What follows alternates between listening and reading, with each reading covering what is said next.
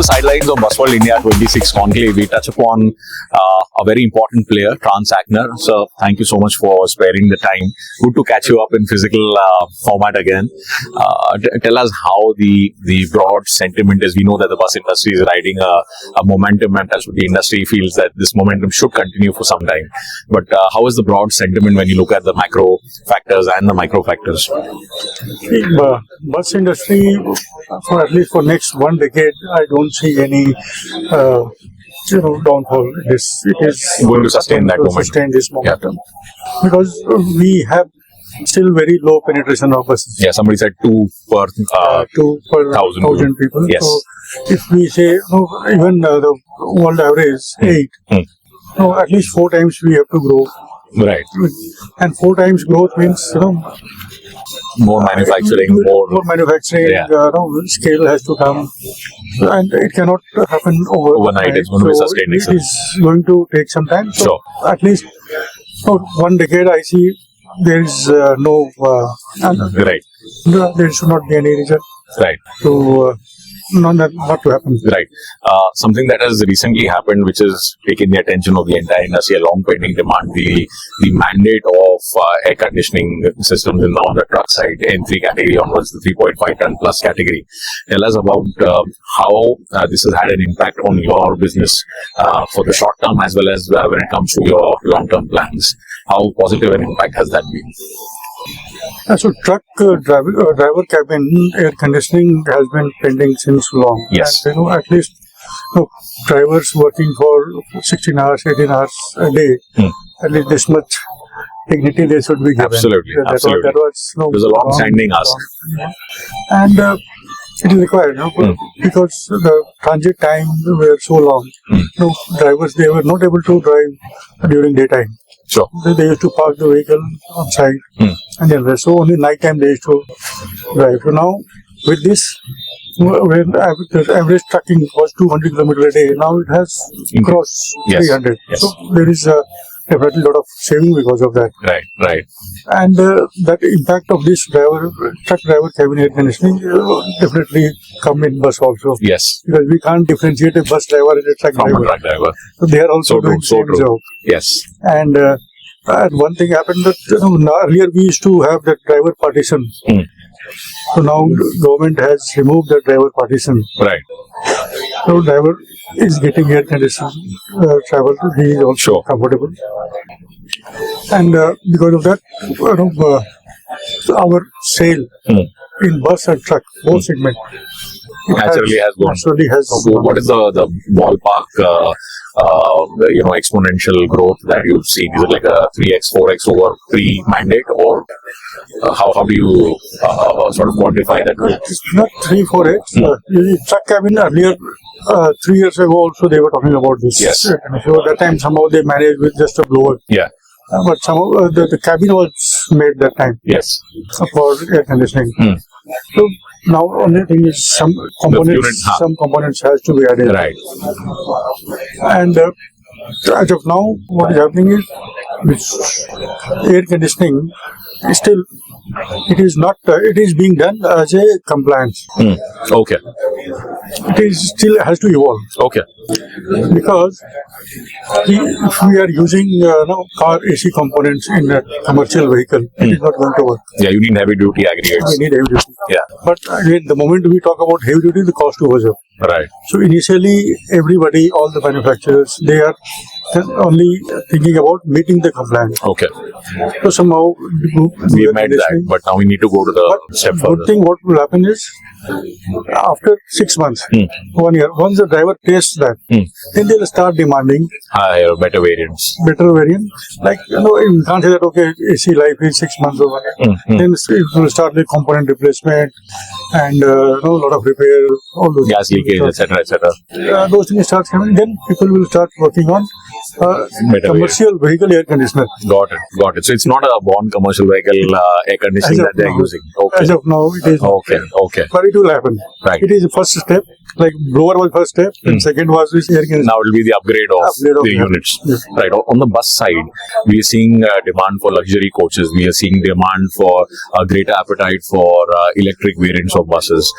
We are looking at high density battery packs. So how does the rooftop AC over there evolve to align with the modern, the buses and coaches themselves? As you said, it should not happen that you are using legacy models for a ground up EV platform.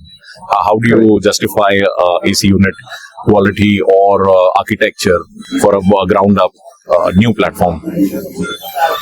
So, first thing is, like I said earlier also today, that if you see 25 years ago, AC used to be around 30% of the cost of the bus. Yeah, now you said it's come down to 6%. 6% for ICE. Yes. And that I'm not talking about Volvo. I'm talking right. about Tata, Leland, those buses. Right. If you see Volvo, it is less than 3%. Right. In electric, again, it is less than 3%. Right. So, the cost difference because of AC, initial cost is not Much. there to be considered. Okay. So, anybody who is making bus, they would like to have and seeing the condition, weather condition. Right. It is a must now. Yesterday there was a news that out of 100 top hottest city worldwide, 95 were from India. Yeah. Amravati is already at 46.9. Yeah, so it is like, we have to air condition the buses. There is no second thought. Right. But critical thing is, how do you make it reliable?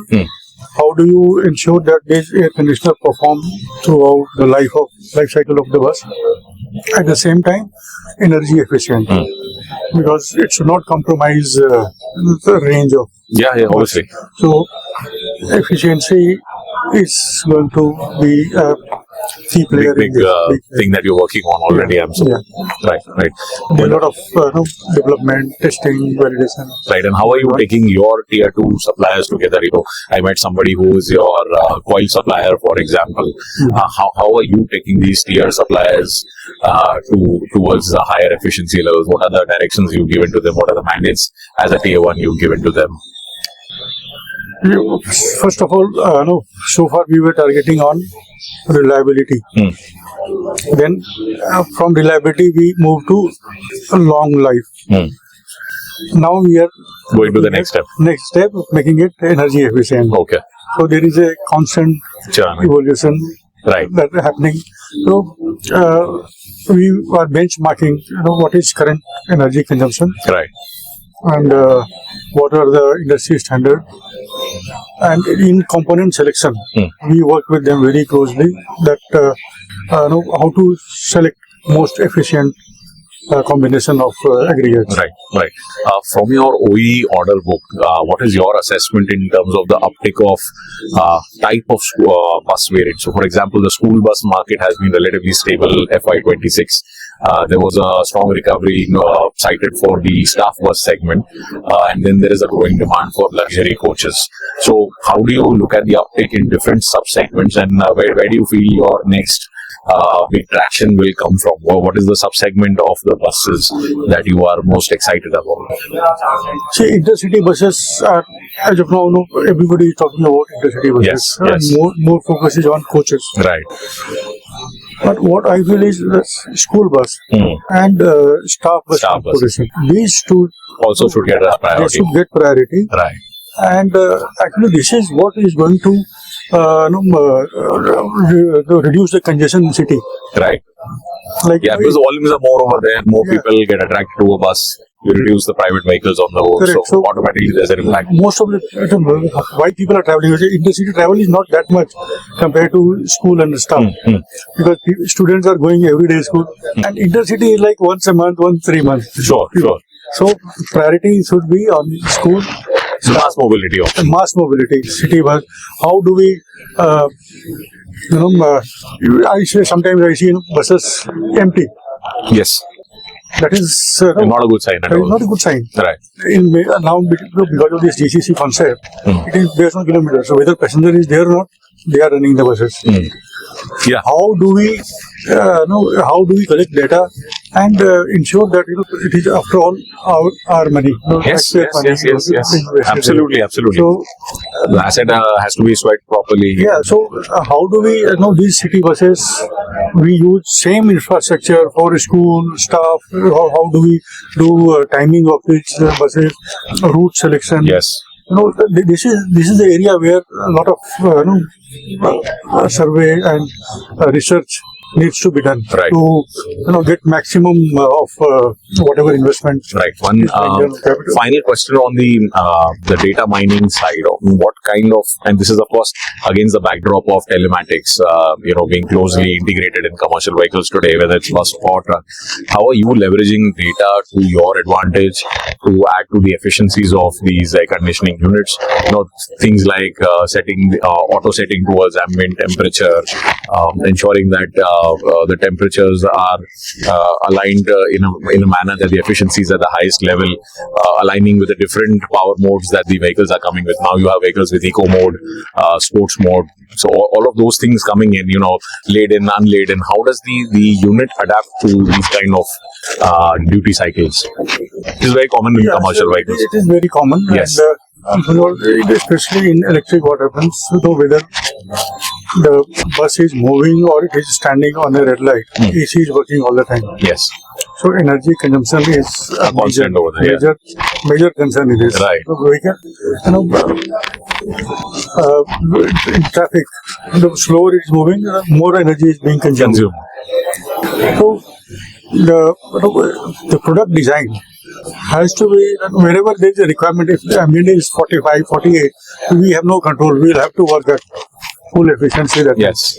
But whenever the ambient temperature is down, then we have to know that inverter driven, inverter technology has to be utilized based on load, the compressor RPM varies. Same way, even fan blowers. The RPM varies. These all should be in auto mode. Right. So this is very important for conservation of energy.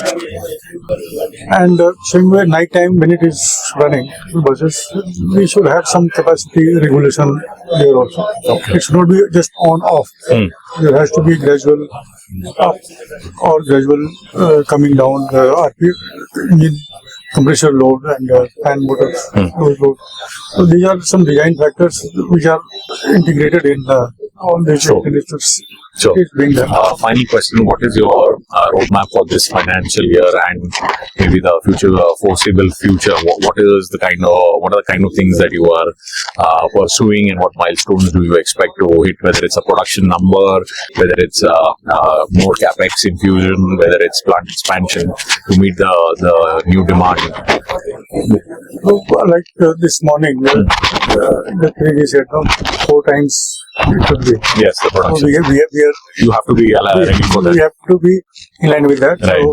So to meet this growing demand, anyway, we have been growing consistently at 40-45%. Right. This year also we are looking at similar growth. Right. And to do that, we have already added the existing plant has been updated. Okay. And 2 new plants are under construction. Okay. Which are in which regions? One is in Sulagiri, Okay. Tamil Nadu. Okay. It is near Hosur. Okay. And second one is in Russell Khema. Okay. Great. So the Middle East has been almost 20 to 25% of our revenue comes from export. Right.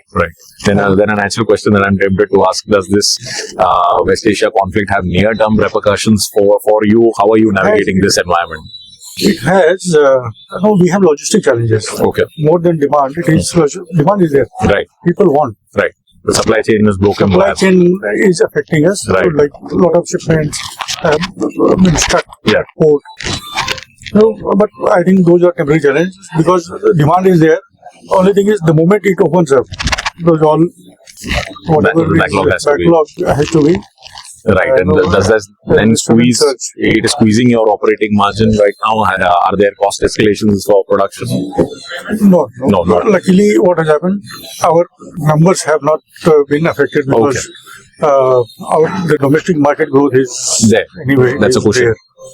And if export has been down a little bit, but we are just producing and giving it ready. And many shipments are at port, either in India or in UAE. Right. So just waiting for Things to open up. things to open, and then we are ready for it. All right. Wish you all the best. Thank you so much. Pleasure always hearing from you. Thank you. Thank you so much.